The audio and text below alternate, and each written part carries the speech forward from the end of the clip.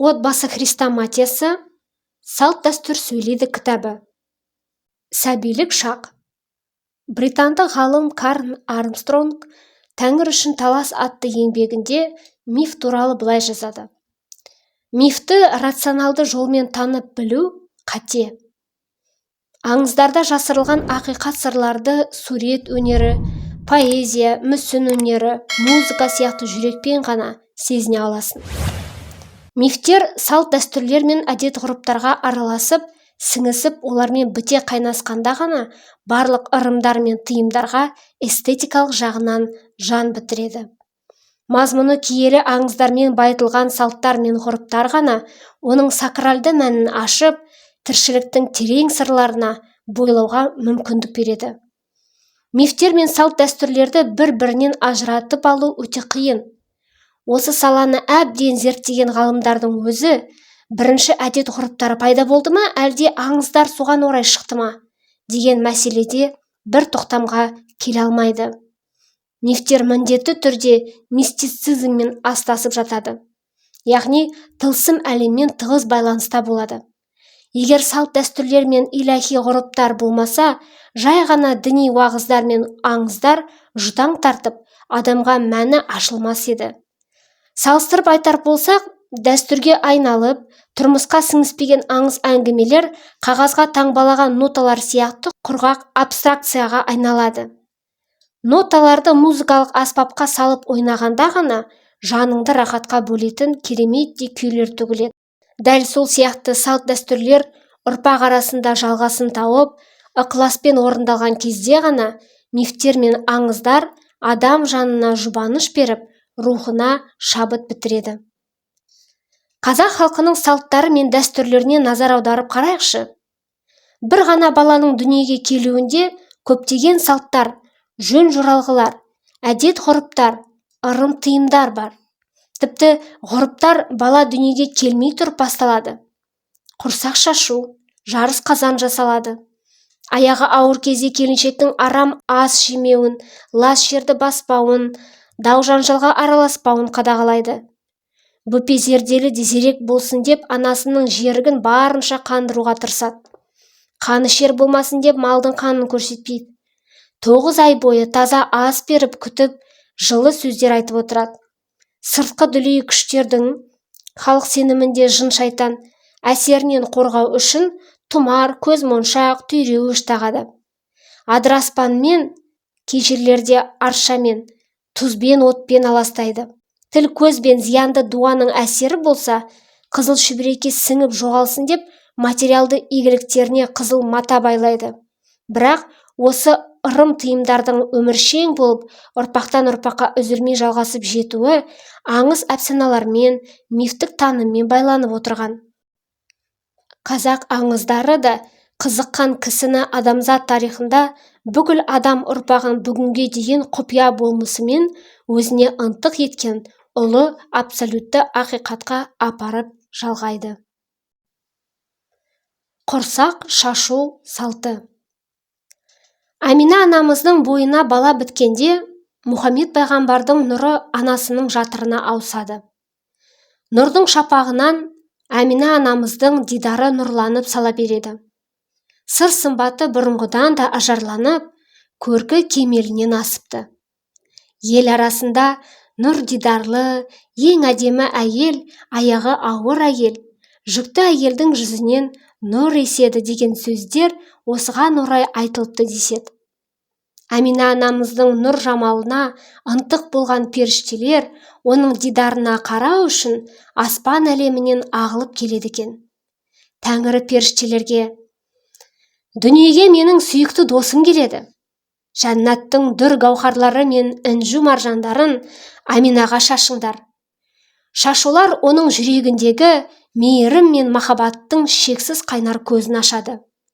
Аминаның қуанышына ортақ болған жандарға менің рахмет нұрым жауады.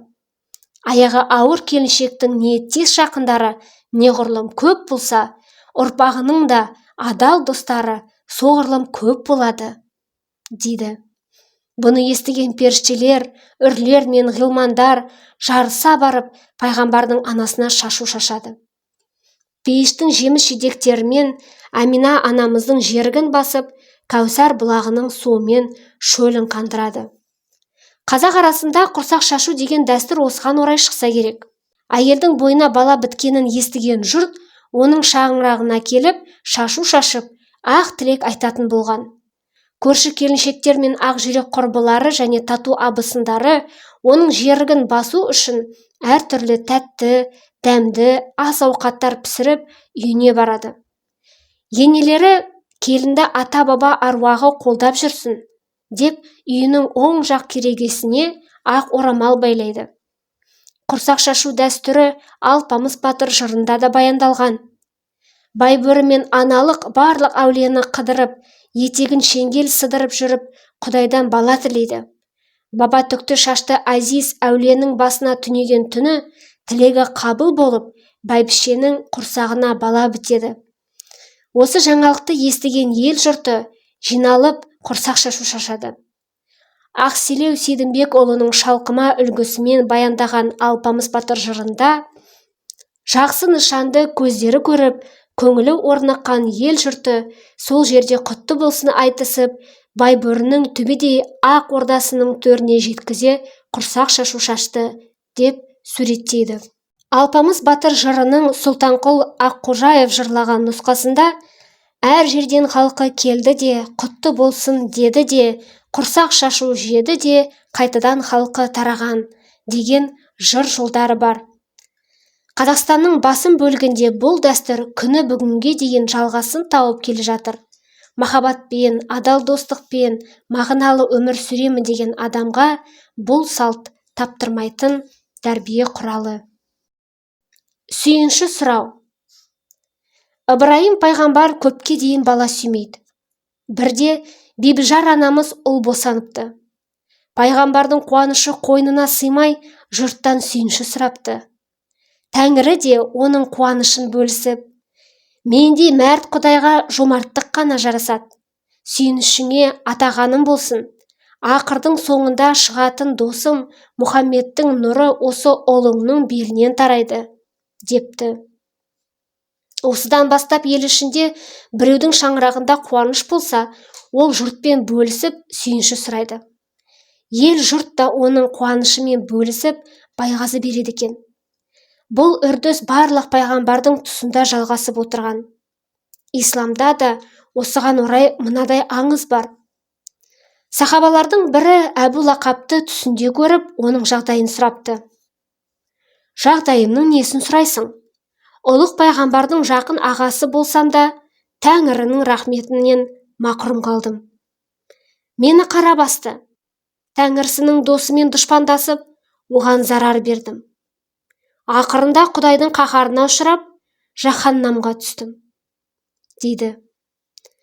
Бірақ соның өзінде Тәңірі маған екі түрлі жеңілдік жасады. Ол менде ғана бар. Біріншісі, дүйсенбінің түнінде мені азаптау толық тоқтайды.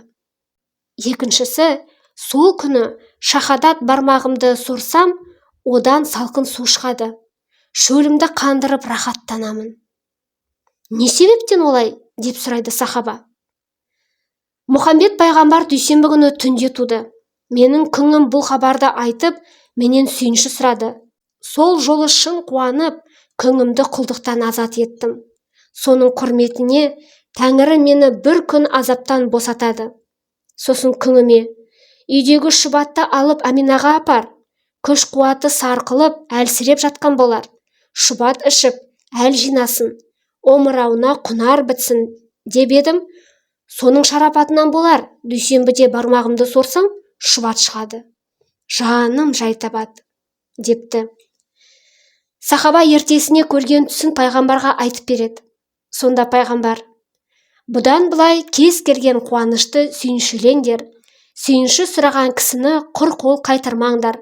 Шамаларың жетсе, сыйлық беріңдер, депті. Құндақтау дәстүрі.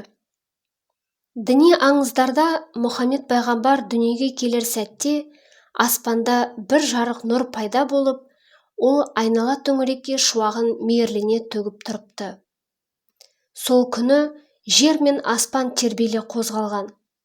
Саба көлі тартылып, Қос өзені арнасынан асып, жағалауды шайып кетіпті деседі.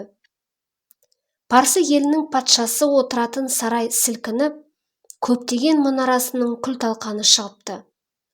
Сәуегейлер түс көріп, түсінде жаман іс көріп, арабтың жылқысы парсының түйесін жеңіпті. Таң ата сәуегерлер патшаға: «Арабия жақтан алапат қауіп тууы мүмкін», деп ескертіпті. Түнде жұлдыздардың оты бір сәтте өшіп, барлық тас бұттар құлаған екен. Жын-перілер адамды азғырудан жаңылып, оларды періштелер тым-тырақай қуыпты. Ібліс сол түні шарасыз халге түсіпті. Амина ананың көңіл көзі күн шығыс, күн батыстың бәрін көріпті.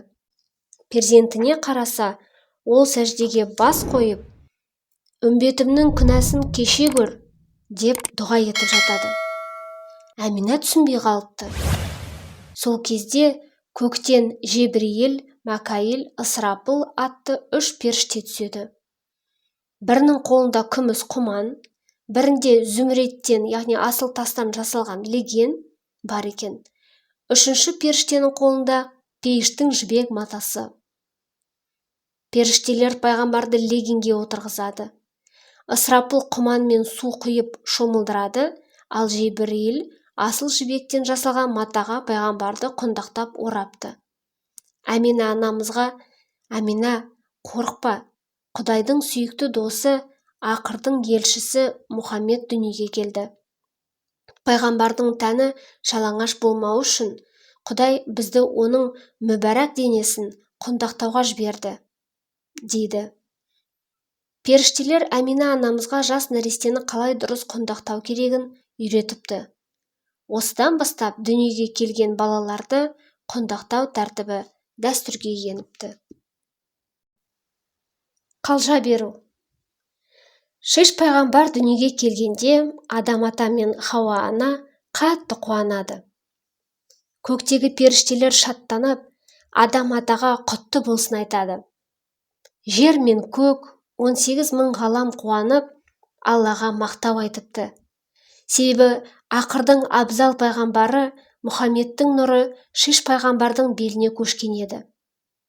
Жебірейіл періште Адамға келіп: «Уа Адам, саған ұлық Алладан уахи ала келдім. Қазір жұбайың әлсіз, оған күш-қуат керек. Отардың ішіндегі семіз ұрғашы қойды сойып, жұбайыңа ас әзірле. Сорпасын ішіп, терлесін. Қойдың қуаты келіншегіңнің күшін қалпына келтіреді. Бойындағы жел құзы шығады, әрі сәбиіңе құнарлы ас болады», дейді. Адам ата Жебірейілдің айтқанын бұлжытпай орындайды. Хауа ана қойдың етін жеп, күш-қуат жинайды. 2 омырауынан құнарлы сүт ағады. Кейін келе Хауа анаға сойылған қойды қалжа деп атапты. Енді бір аңыздарда Хауа ана Шеш пайғамбардың мойыны қатайсын деп қойдың омыртқасын ырымдап жеген деп те айтылды.